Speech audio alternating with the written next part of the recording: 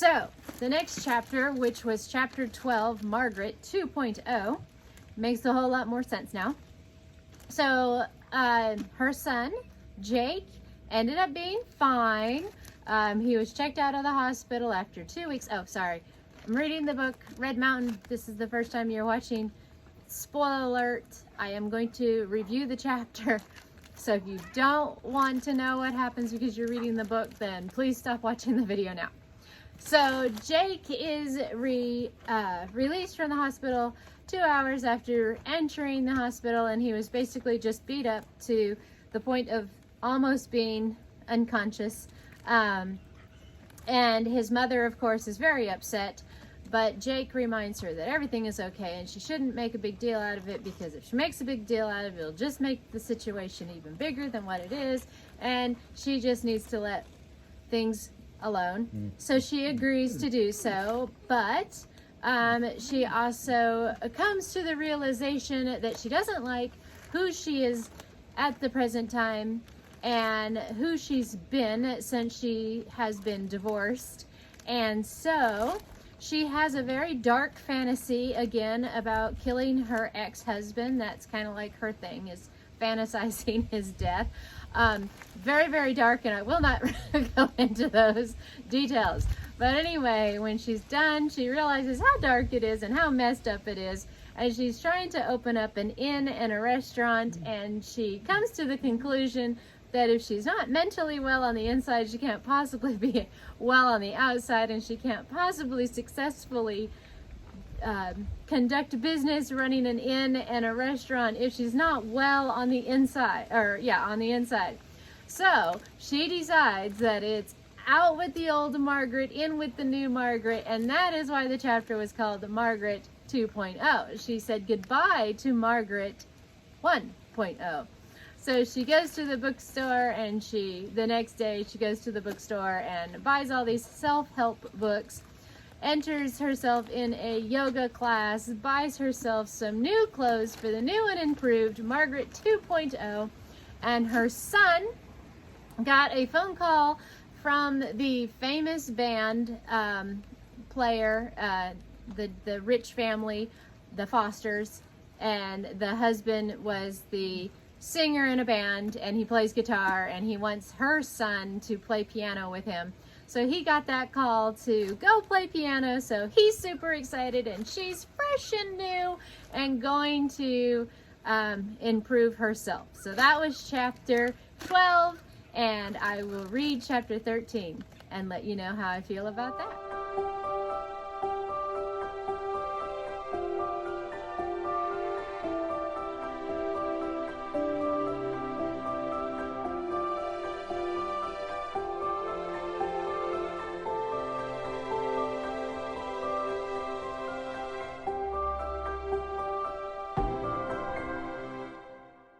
So, to sum up chapter 13, the music maker. Amelia, the girl who made out with the teacher and then the teacher ended everything, still heartbroken, had been in bed for several days and just listening to music when the doorbell started ringing very annoyingly to her, and nobody was answering the door, and the dogs were barking away because obviously the doorbell was ringing. So it forced her to get out of bed whether she liked it or not, and when she opened up the door, there was Jasper. Jasper is the boy that was beat up by her high school boyfriend, and he's standing at the door, and she's shocked, and she sees his face that's obviously beat up, and she apologizes for her, as she says, soon-to-be ex-boyfriend for doing that to him, and he said that she had no need to apologize.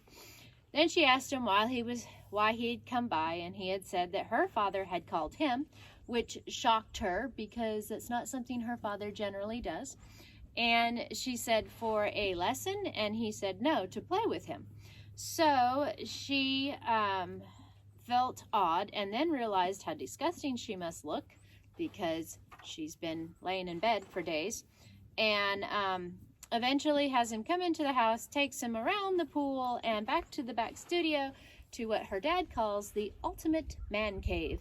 And that is where Jake and Jasper, Jake is Amelia's father, who is the famous band player, and they start jamming in the Ultimate Man Cave.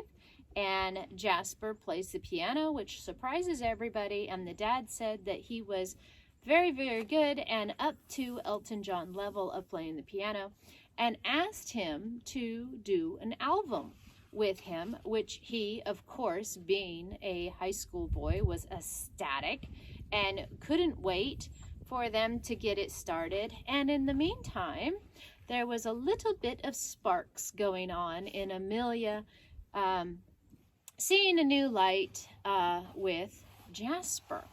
And even though she's still heartbroken over her teacher, she is also realizing that there might just be other things in life for her. So then Jasper goes home, and Amelia's in the kitchen with her dad, and her dad basically says, I know you're not sick. I know the difference between heartache and the flu. So she says, okay, fine. Yeah, that I'm not sick. And the dad thinks it's the boyfriend, because nobody has any idea about her and the teacher. So she just kind of goes along with the dad and says, you know, that they definitely have issues. And he said that he knows that her boyfriend is the one that beat up Jasper, and that she should tell him he shouldn't do that again, or he's going to have a problem with her dad. And she said, don't worry about it, Dad. I'm not talking to him anymore. I'm over him. Which her dad is delighted, because he never liked him in the first place. So the dad convinces her to go to a movie with him, and she gets to pick the movie, so she agrees to go.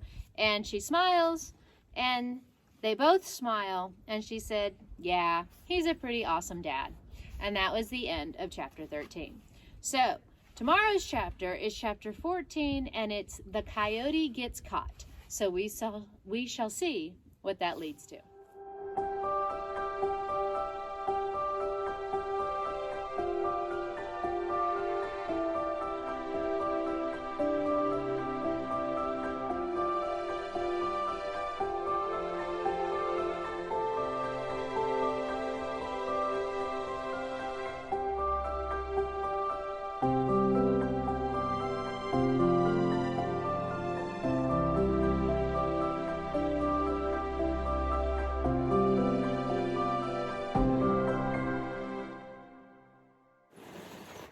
Okay, everybody, let me not hide Fabio's beautiful face. Chapter 14 was a good one. So the name of chapter 14 was The Coyote Gets Caught, and it was really, really good. It was about Otis, and it starts off that it is 2 a.m. in the morning, and Otis is drunk and high. He had been drinking whiskey and smoking marijuana, and he couldn't sleep.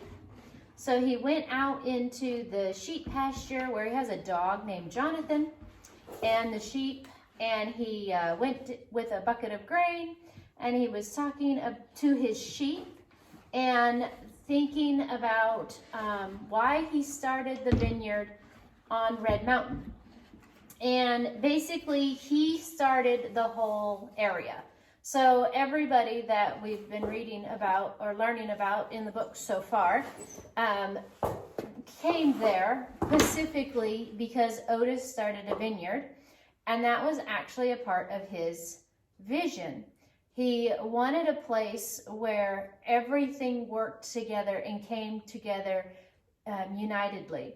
So the animals and the community and the wine could all be united, and his vision was that people could tell that when they opened up a bottle of wine, that it wasn't just another expensive bottle of wine or even a cheap bottle of wine that just tasted good, that you could feel and taste and sense the integrity of everything that had to go into the wine when he put it in there, and that it was upsetting him so much that he was having this issue of not being able to taste or smell. And the reason why it terrified him so much was because of the fact that It wasn't that he was losing his vision, because people had come there, and Margaret is the one trying to open up a bed and breakfast and restaurant, and now there's the famous family that moved there, and they do music, which he would love, for people to come and hear music and stay and eat good food and drink good wine. So all those things were happening, like his vision happened, or that he had from the very beginning. But I love his questions that he was asking to himself about, like the point of his vision wasn't necessarily that it just comes true, but now it's the understanding of what's wrong with him could possibly be something that can kill him, which I like that because it's so humanizing. Because I don't know about everybody else in the world, but I don't think I'm alone. But when some little tiny thing happens to me, the first thing I start thinking of is, oh crap, what if this is what's going to do me in and my life is over? And it's not the fear of death, it's the I'm not going to be here anymore to see life as the part that I don't like. And these are the questions that he asked himself was, maybe Red Mountain was already on the right track, but what if he wasn't there to see it? What if whatever was going on with his body was the beginning of his demise? I love that. That is awesome. So I guess because I can relate so much to it.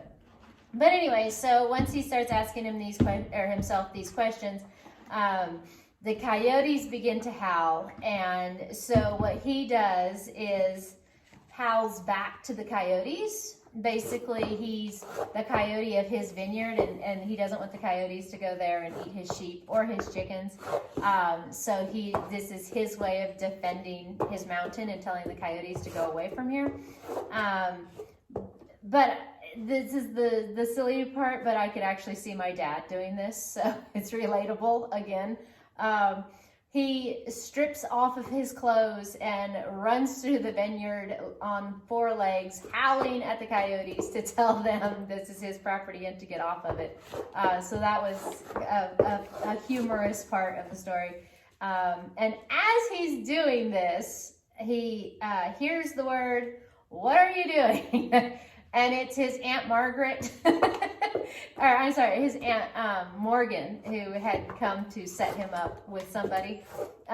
She catches him in the vineyard howling at the coyotes. So anyway, she has some words with him and tells him that she knows something's going on. This is not his normal self, so she wants to know what's going on, and he's going to tell her if he likes it or not. Get dressed and come down to the house. So he goes down to the house where she has made some coffee, very stout coffee, and she tells him, I want to know what's going on. Tell me now. I'm not letting you get away with not telling me anymore. And he ends up he tells her, this is what's really going on with me, and that Brooks knows, but nobody else knows. So she tells him that he needs to call the doctor, which him being a man, doesn't want to go to the doctor. But man, she throws some really good questions at him, and she's like, this and that and this and that. And you're going to make an appointment with the doctor, and I'm going to stay here and take care of you for as long as we need, no matter what it is. And some really good questions. And if you have a man in your life that needs to go see a doctor, you might want to grab this book. Go to chapter 14. Read Morgan's questions, because they're very good questions to read to a man to make them think about how they really do maybe need to go get it checked out, whether it's a fixable thing or you are dying. So anyway, she convinces him with her questions that yes, he does need to make an appointment with the doctor. And it ends that he agrees he'll make a doctor's appointment. And then she tells him that she loves him, and he says back to her, I love you too, Morgan. And she says, thank you, I needed to hear that because I haven't heard, nobody's told me that in 15 years. And that made Otis realize that maybe he has been very selfish and drawn into himself, thinking too much about himself and not all the other people that are in his life that are helping with the vineyard, and just friends and family and people of the community. And so the very end of the chapter is pull yourself together. So that was chapter 14. I really liked that chapter. Chapter 15 is called Filling in the Missing Years. And I really like the title to chapter 15, so I can't wait to read that one. So stay tuned. Good boy, Fabio. You're such a good boy. Yes, you are. Yeah, I know it's hard to sit there. Yeah, I know. Especially since you don't have a reason just to stand there. So you're doing such a good job. Yes, you are. You're doing such a good job. Good boy, Fabio.